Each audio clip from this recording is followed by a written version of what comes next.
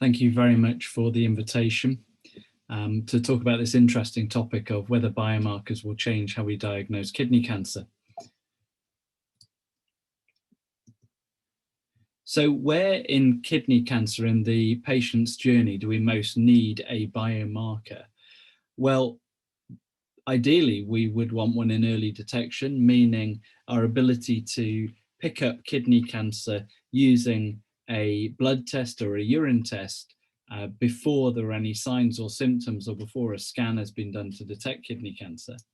We could do with one in diagnosing what a renal mass is. As we all know, the identification of a lump in the kidney doesn't necessarily tell us that that is in fact a kidney cancer. And we quite often undertake surgery for benign lesions. Having said that, biopsy is really coming into focus. It is part of the discussion with a large majority of our patients, and tissue gained at diagnosis actually can give us quite a lot of information about what the lesion is. And so a biomarker per se may not be absolutely critical here, although it will be very helpful in trying to differentiate between some of the more difficult to diagnose subtypes of kidney cancer, such as differentiating oncocytoma from chromophobe. We could certainly do with a biomarker to enable us to understand prognostication. In other words, after surgery has been undertaken, or even possibly before surgery, can we indicate to patients what their prognosis is, how likely they are to have a recurrence, how long it might be before that takes place, or in fact, whether they're at really very minimal risk of having recurrence of kidney cancer in the future. And finally, we could do with biomarkers to predict outcomes to treatments, particularly here thinking about the outcomes of treatments for metastatic disease. Should patients be offered immunotherapy versus targeted therapy? Which combination should be used? So predicting response to those agents. I'm not going to be talking about prognostication or prediction biomarkers, rather early detection and diagnosis, in keeping with the brief. So when I looked up on PubMed these two areas of biomarker research in kidney cancer, I found 377 results for early detection biomarkers and over 5,000 for diagnostic. But as you will know, none of these are in clinical practice. So why is that? Before we get into the detail of that, let's think about what a biomarker actually is. Well, a marker is an indicator that can be measured regarding outcomes. So I mentioned some of the possible things we'll be looking at before. Our outcomes might be a diagnosis of kidney cancer, a differentiation of the subtype of kidney cancer, recurrence, overall survival, etc. And for that marker to serve as a surrogate of biology and become a biomarker, it has to be validated and reevaluated and tested in a number of different situations and populations for us to prove it is indeed a biomarker. And that's where the problem lies in the majority of cases. I'm not expecting you to read through this, but this is the Cancer Research UK diagnostic biomarker roadmap.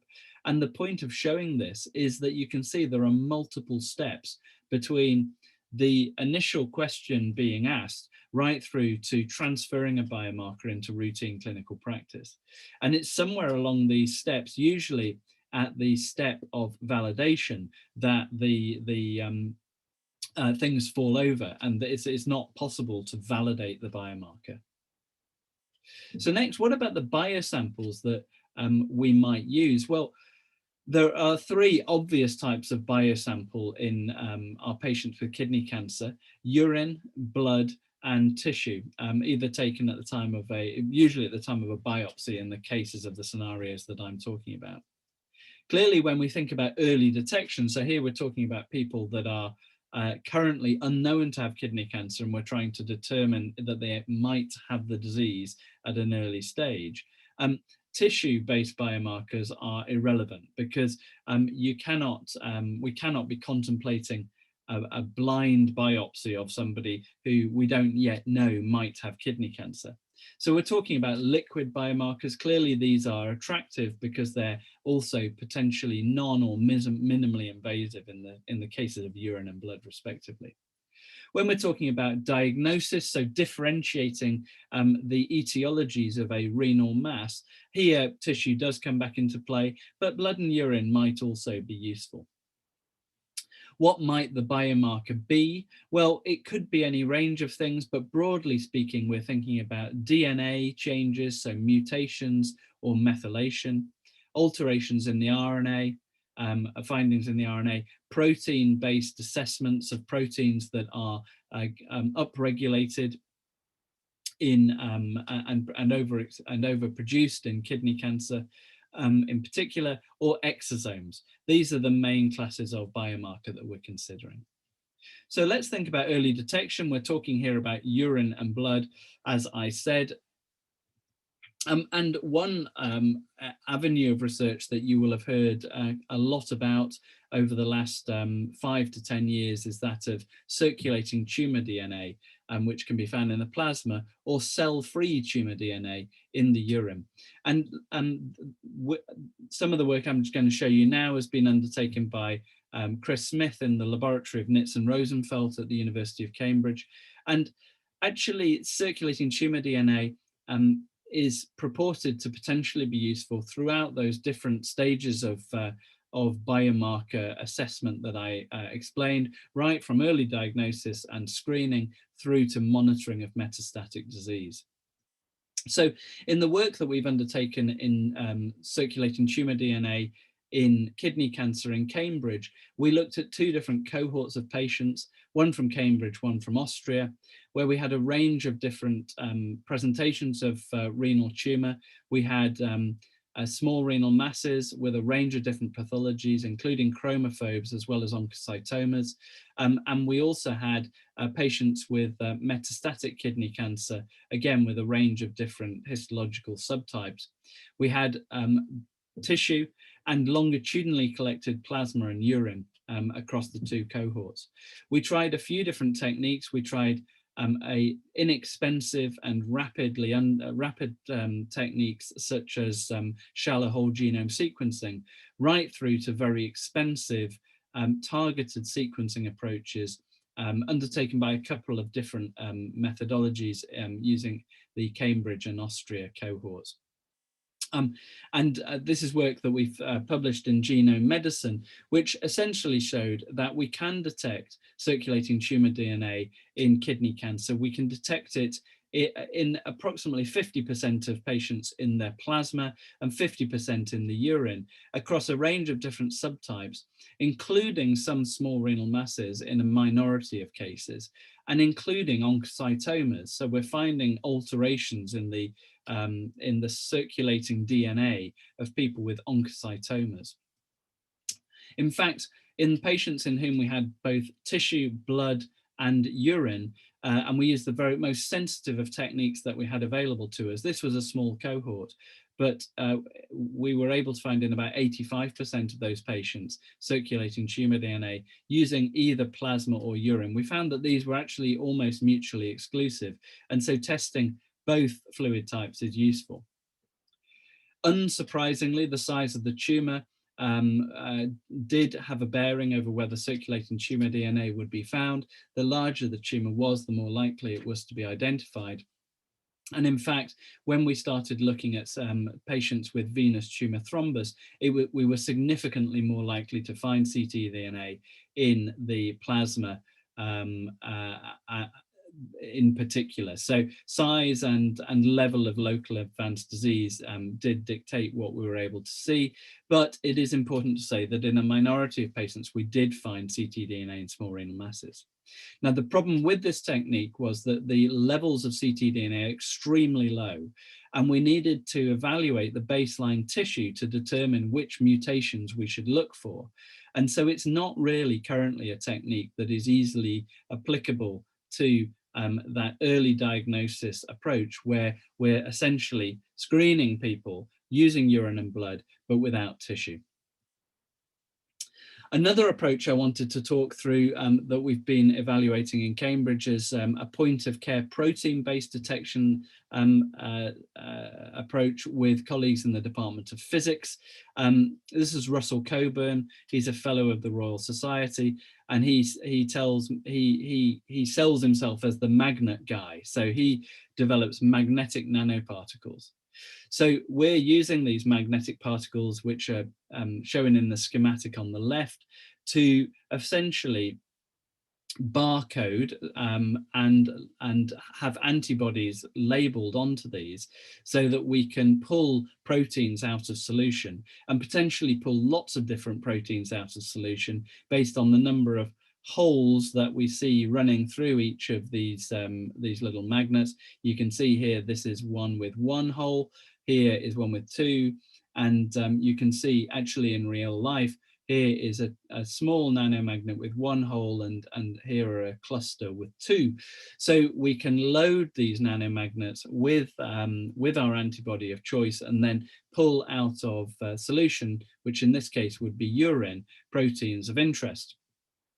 Now, we've undertaken a literature review to evaluate which proteins we should be looking at.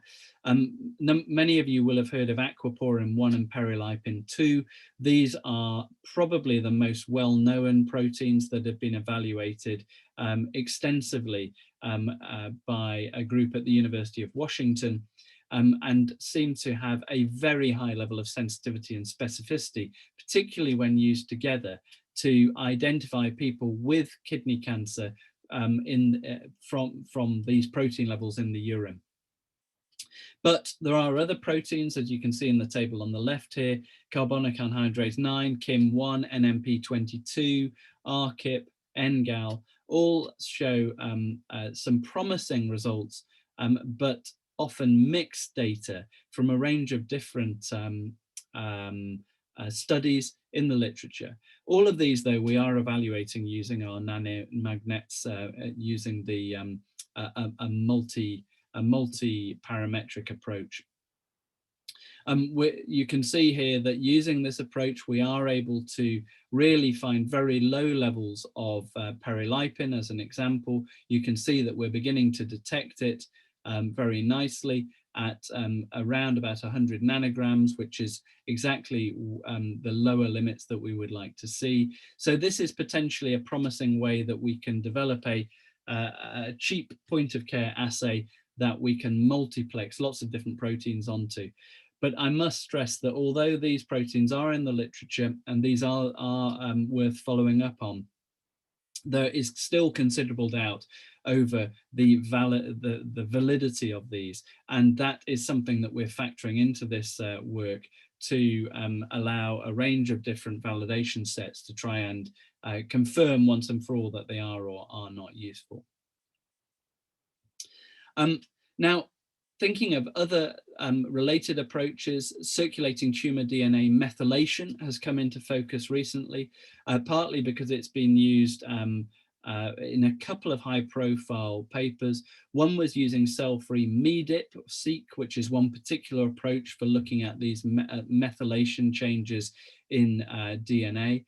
And then the other was the GRAIL approach. The first one was published in Nature and showed a very, very high level of a very high area under the curve for finding the methylated DNA of renal cancer versus controls, suspiciously good, and also differentiating the methylated DNA of renal cancer against bladder cancer, again an area under the curve of 0.98. Very, very impressive results, and somewhat different to the levels because you still have to find the circulating tumor DNA, still very different to the levels of circulating tumor DNA that we were able to find in the work I presented in Cambridge. However, the GRAIL based assays do show that there is promise in terms of sensitivity of these approaches across different cancer types. But actually, when you look at that for kidney cancer, you can see that for stage 1 and 2, the sensitivity is actually very low. And still, when we get to stage 3, locally advanced disease, it's not great.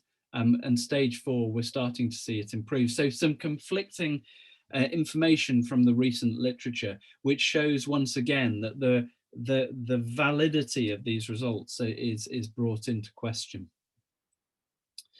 Now, that type of methylation-based circulating tumor DNA approach can potentially be useful as a diagnostic, as I beg your pardon, as a early diagnosis approach, but it can also be useful as a diagnostic to differentiate between different subtypes of kidney cancer.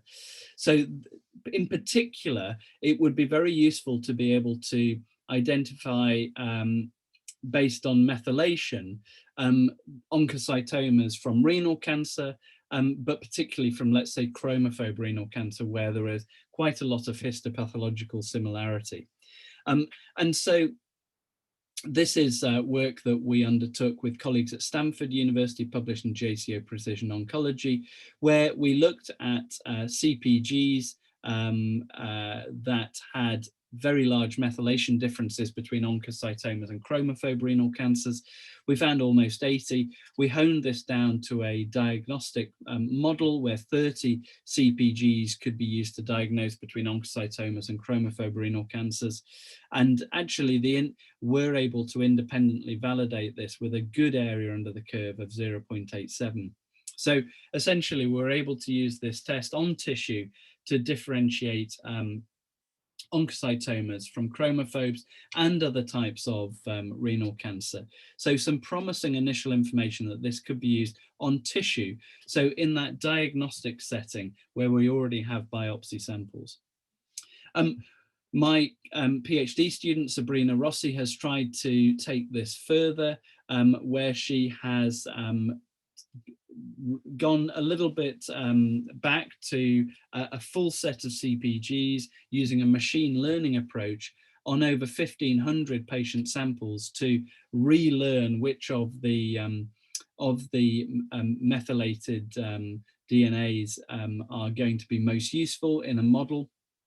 And then she has taken that training set and put it into 3 independent validation data sets to try and see if we can improve on the situation. And you can see that there were a range of different histological subtypes. Chromophobes and oncocytomas are in the minority though, and that's something we need to bear in mind as we think to the future about validating this work. Sabrina was once again able to show very good accuracy of the model that she came to of 0.96 area under the curve. And actually, when she validated this in the 3 different data sets, including our own study with Kevin Brennan, you can see that the validation levels were areas under the curve were reasonable, particularly when we consider how much these do fall off. Now, interestingly, Sabrina looked closely at those patients who had their tumor incorrectly classified. So, for example, somebody who actually had an oncocytoma being classified as a chromophobe, or perhaps more crucially, somebody with a chromophobe or a clear cell renal cancer being incorrectly classified as an oncocytoma. That could potentially be problematic if we employ this test, because we don't want to misclassify these people so that they in fact don't end up having surgery or an intervention and are incorrectly thought to be benign. When she looked at those people that had been incorrectly classified, we found that the tumor content in the samples was very, very low. This is a real life situation, of course, because we know that we can end up with biopsies that have very low levels of tissue. And it means that potentially we need to ensure, if we're going to start to utilize some of these molecular tests, that we have very high quality biopsies, or that multiple further biopsies are taken above and beyond perhaps the standard 2. Just to finish with, I want to talk through where in fact we might start to see a more immediate method for early detection of kidney cancer, and that isn't using a molecular test, but it's using other screening modalities. This has been something that I've been evaluating for a number of years. When I spoke to Anne Mackey, who's the screening director at Public Health England, she told me, you need to establish whether a screening test is cost effective, there's public acceptability, and those are two aspects that we've now done and shown that there is a good signal for both of these. But we now need to evaluate which tests we should use, the feasibility of delivering that, and the acceptability to participants before undertaking a large randomized trial, probably of hundreds of thousands of people, to evaluate the benefit of screening and then redo the cost effectiveness. So just to flag that we're making good progress with this work. We've just started the Yorkshire kidney screening trial, and we've scanned a number of people within that now. This is a collaboration with colleagues in Leeds, where they have a clinical trial called the Yorkshire lung screening trial, where they're undertaking lung screening with chest CT scans of 6,500 people. We are involved in the second round of that, and we're asking all of these people who are coming back for a second scan 2 years after their first to undergo a CT scan, a non-contrast CT scan of their abdomen. So you can see the van here in the Yorkshire lung screening trial. It's a van with consulting rooms and a CT scanner. And in the Yorkshire kidney screening trial, we're adding an extra 10 seconds on to undertake an abdominal CT scan in an at-risk population who are between the ages of 55 and 80, who are smokers and ex-smokers. So this is very exciting work that will help us to evaluate screening. We're actually undertaking blood tests during this study. So some of the work that I've shown you on early detection, we may actually be able to validate using this cohort. So in conclusion, will biomarkers change how we diagnose renal cancer? Well, I would say that it's clearly not yet, but there are a number of avenues that are being explored. Validation will be absolutely critical. And I think with some of the screening-based cohorts that are coming through, there is a much better chance that we might get to that point. So thank you very much. Of course, all of what I've presented to you today is a team effort, and here are the team members. Thank you.